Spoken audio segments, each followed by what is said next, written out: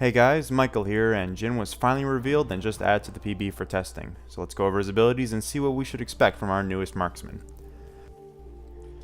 Starting off here, we have his passive, Whisper. This passive, like Graves, causes auto attacks to be on a recharge system.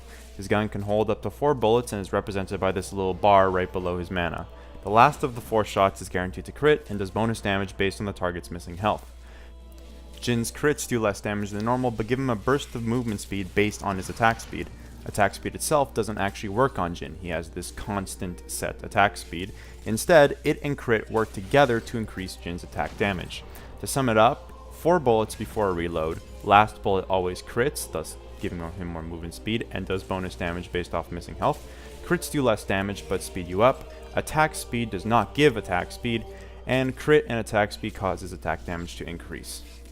Onto his Q, which is called Dancing Grenade. It's a simple wave clear and poke ability. Jhin throws out a grenade at a targeted enemy that bounces up to 4 times. If the grenade kills one of the enemies it bounces to, all subsequent bounces deal bonus damage. Jhin's W is called Deadly Flourish, which has both a passive and active effect.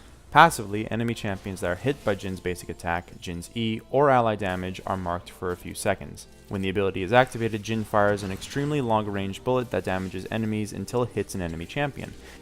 If the enemy champion is marked, then they become rooted while Jhin himself gets a burst of movement speed based off of his crit.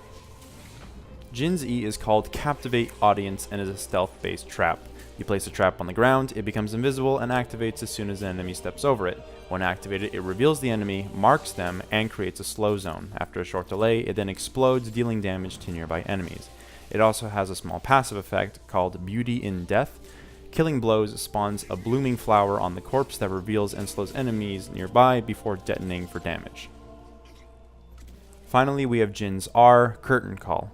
Jhin takes aim at a targeted direction and is able to fire 4 long-range shots. Each shot stops at the first enemy hit, slows them, and deals damage based on their missing health. The 4th shot deals extra damage and is guaranteed to crit for 200%. And that's pretty much his entire kit at the moment. Now, as per my personal opinion, I haven't played him for much longer than a couple minutes, but so far I can already notice some kind of oddities about the kit. Specifically the passive, for example. You basically have a whole new method of auto attacking, no scaling off of attack speed. There's just a heavy emphasis on very strong single shots, and especially that 4th shot. The 4th shot just will blow your mind in terms of how much damage it'll do. And I think that's the main thing about Jhin. Everything that he does, his auto attacks, his W, and his alt, it's such very quick, very high damage abilities that just come out from so far away. The W, for example, has a range of 2,500 units, which is absolutely massive. The alt pretty much spans an entire lane.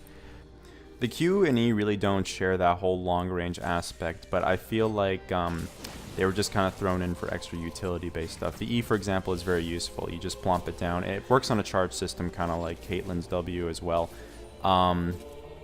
You can just place it down, you get one every couple of seconds, and they apparently last 2 minutes, I believe.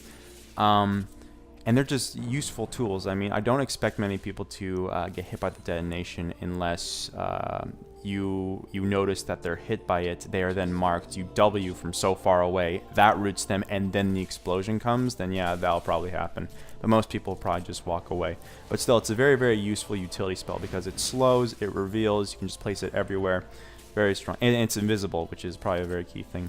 The Q is kind of weird. It's kind of just, I think of it as being in the kit as just the basic wave clear ability, because you just kind of throw it out on a low health minion. It gets that first initial extra damage buff, and you pretty much just bounce around to the other 4 and kill everything.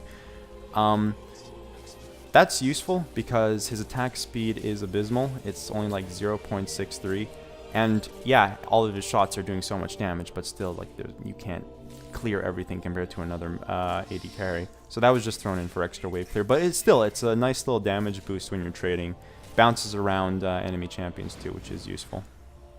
And the alt, oh my god, the alt. It feels so weird to just be kind of locked in. It's like when you first click the Scion R and you're like locked into this train that just goes forward and you can't really turn to left or right. That sense of like what the fuck is going on, that happens with this alt when you first click it. Overall, I like the champion. He's pretty fun.